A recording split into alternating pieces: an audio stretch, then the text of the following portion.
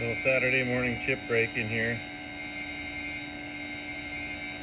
Just working on some lowboy cross members. Been working on this stuff for a week. Hopefully it's all going to come together this weekend and I'll have a bunch of parts made. Neck plates are done.